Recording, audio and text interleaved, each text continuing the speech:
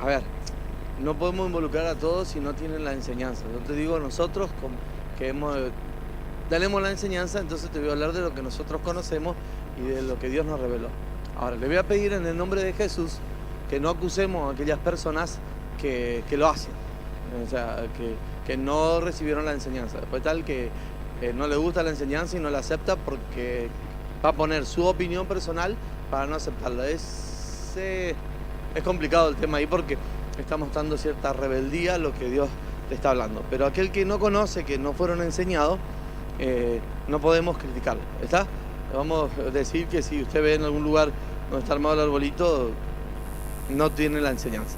Y si tenemos la oportunidad de decirle, se lo dice. Y yo tengo la obligación de decirle de dónde salió. Después quizás el otro miércoles tenemos la literatura dentro de la librería nuestra, donde habla todo sobre lo que es Navidad, qué es lo que es el espíritu de la Navidad, quién es la Navidad. Usted y yo sabemos que la Navidad es Cristo y no hay otra cosa que parte de ahí. Y de ahí vamos hacia adelante.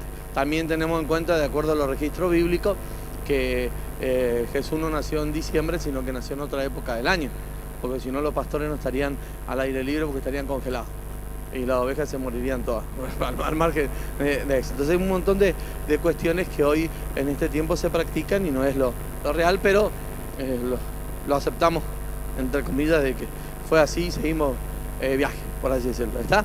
Entonces, para que podamos entender esto y la pregunta que me hiciste, en algunos momentos, como yo le hice la comparación, veo que en época de elección hay decisiones políticas que tienen un costo político muy alto, donde no van a tomar ciertas decisiones durante la campaña porque el costo político es muy alto y no la toman. Saben que tienen que tomar, pero lo van a dejar pasar porque es muy alto el costo. Y lo mismo, en el mundo evangélico, por ahí queremos cerrar los oídos a ciertas cosas porque el costo que puede tener en el pueblo puede llegar a ser alto. ¿Qué significa un costo alto?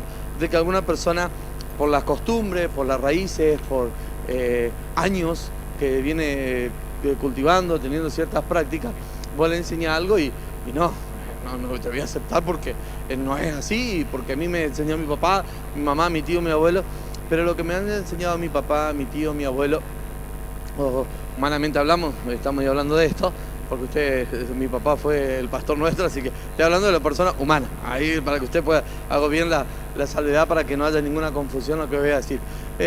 No es lo que dice Dios. Y la buena costumbre, como nos enseñó nuestro pastor, no significa que están avaladas por Dios. ¿Me está entendiendo o no?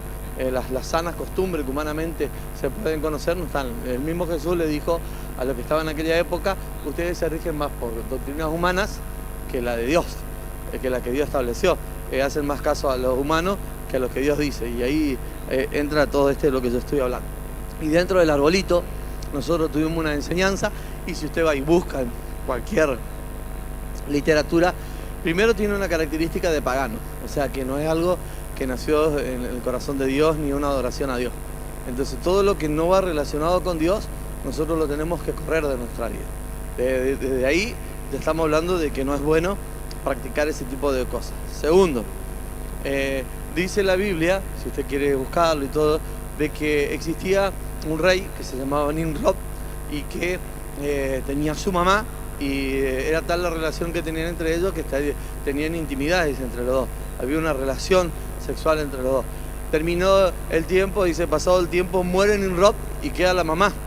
Y a ella se le ocurre decir de que el espíritu, porque hubo una situación de un árbol que refloreció, que el espíritu de Nimrod se reencarnó en ese árbol. Entonces comenzaron a adorar a ese árbol. Fue una adoración. Y a partir de ahí también nace la adoración al árbol.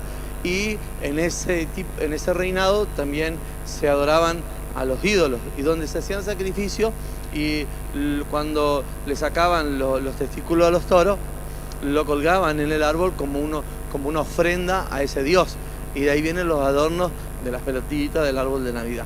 Entonces el trasfondo que tiene el árbol de Navidad es totalmente pagano, satánico, más que pagano también.